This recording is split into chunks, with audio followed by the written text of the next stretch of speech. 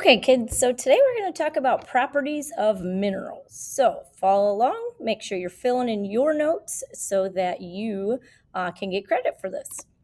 All right, so our I can statement is I can identify properties of minerals. So different ways that we can tell minerals apart from one another. So like looking at these two minerals, they're both minerals, but how can we tell them apart? So there's different ways we can look at them. All right, so the first thing, a mineral is a solid inorganic substance of natural occurrence. It has a definite chemical composition. So each type has its own chemical composition. So it's identifies it. It can be contained in different types of rocks. So different types of rocks have different combinations of these minerals. Often we use it in jewelry. So this is a mineral pyrite. So it is called fool's gold. So different jewelries are made of different minerals. Pyrite, this example also on the screen. We also have quartz and turquoise, all different types of minerals. All right, so let's talk about different ways we can tell minerals apart from one another. All right, so first we can look at their hardness. Hardness is the ability of a mineral to resist scratching. So obviously, if something's really soft, it can be scratched easily. If something's harder, you can't scratch it very easily. All right, so how can we test hardness? All right, so you're going to first locate a clean surface on the mineral to be tested. On a clean surface on the mineral. Then you're going to hold the mineral firmly and try to scratch it with another object of known hardness. So we know that your fingernail, if you could scratch it with your nail, you know it has to be softer than your nail. So we know certain things, the hardness of it, and we can kind of use a comparison model with known things. So for example, look for a scratch line on the mineral if you have to rub your finger over the line to feel if there's a scratch. So this mineral in particular, I am able to scratch it with my fingernail.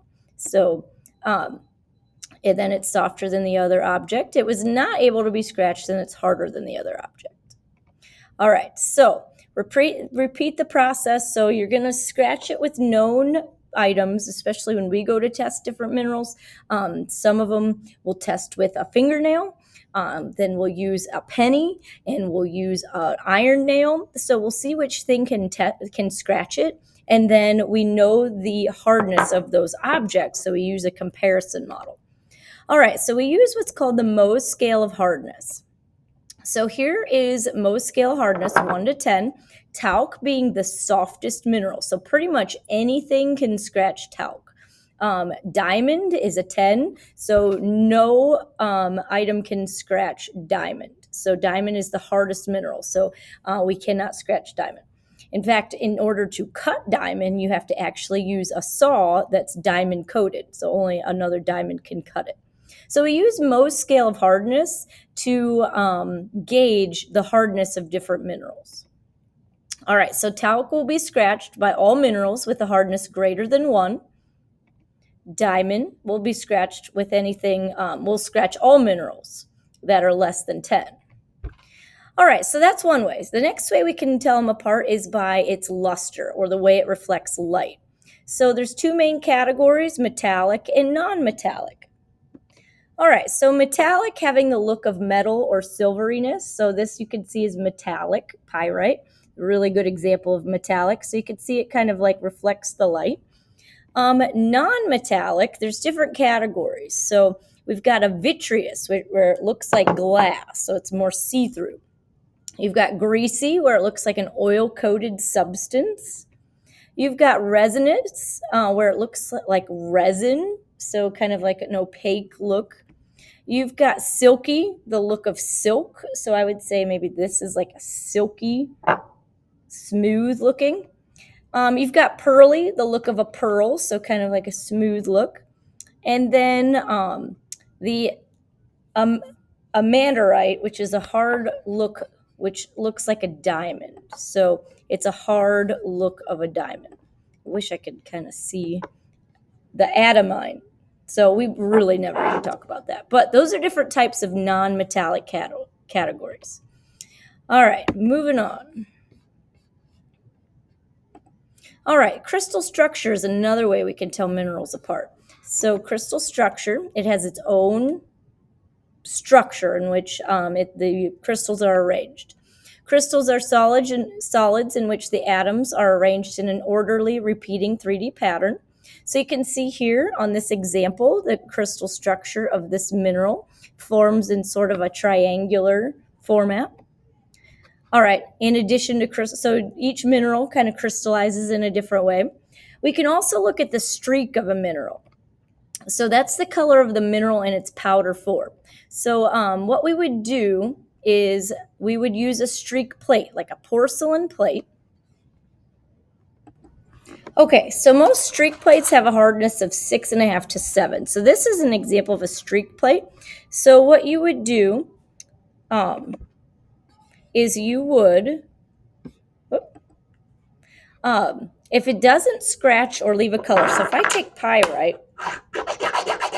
and I streak it on here, it's actually leaving like a greenish color. So if it doesn't leave a streak, you know that it has to have a hardness of more than that streak plate. So this is about a 6.5 to a 7, the streak plate itself. So if it won't scratch that, if there's no streak, then it has to be harder than that streak plate. So if it's higher, like quartz is higher, it won't leave a streak because it's can't be broken down by the streak plate. All right, so testing a mineral streak, you're going to place the streak plate on a flat surface, firmly hold it in place, and then firmly drag along the plate and see what color it leaves behind. So that's how you do the streak test. So each mineral has a distinct color that it leaves on the streak plate, and that color is just its powder. All right, next we have color. So color is just the appearance of the mineral due to the absorption of certain light rays. So generally, this isn't the best way to tell a mineral apart because sometimes minerals exist in different colors. So that makes it kind of difficult. You just can't say, oh, fluorite is green. It's not, because sometimes it comes in a purple shade, purple and green. So color is a property of minerals, but it's not always the best way to identify a mineral. All right, cleavage. Cleavage is another one that we can use to identify. All right, so the tendency of a mineral to split along a flat surface. So right here we have mica. Mica breaks off in sheets. So it is said to have cleavage because this determines the crystal structure. So it's very like flat. Generally splits along 1, 2, 3, or 4 surfaces, like little layers.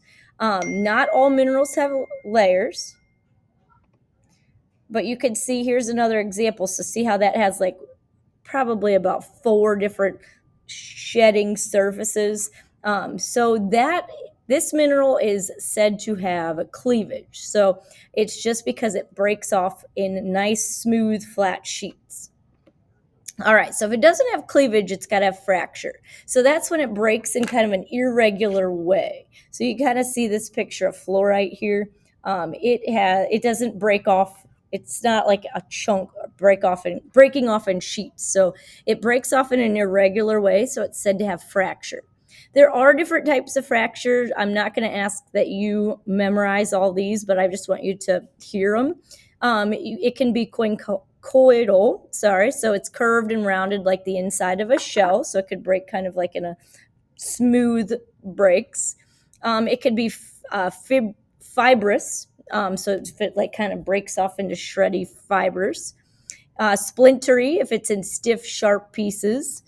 It could be hackly, if it's breaks into pieces with rough edges, or irregular. So those are different ways it can break. All right, so if it doesn't have cleavage, like this one is nice and smooth, flat sheets, then it has fracture. All right, so those are different ways to tell the minerals apart. All right, so let's, these next checkpoint questions, I want you to answer on your slideshow, and then you don't have to discuss them with a partner. Sorry, should have deleted that on here, but just answer them on your slide. So for every question, there's an extra slide afterwards that you can use to answer the question. All right, question 1. A mineral is able to scratch apatite, but cannot scratch quartz. Identify the mineral. So find apatite. All right. If it's able to scratch apatite, means it has to be harder than apatite, but it can't scratch quartz. So it has to be softer than quartz. Which mineral is it? Question 2. Is the mineral sample metallic or non-metallic? So does it shine like metal or no? You answer it on your slideshow. Question 3. What other ways do you think you could test the hardness of a mineral if you did not have a test kit? So some of the test kit items might include a nail. You might get a piece of glass, all with known hardness. Can you think of other things that you could use to test it? All right. And why is a diamond unable to be streaked for the streak test? So why can diamond not be tested with a streak plate? Number 5, why is color not the best way to identify a mineral? And I did talk about that. So put that on your slides. All right, and that is all, kids. So make sure that your slideshow is completed and that you turn it in on Google Classroom.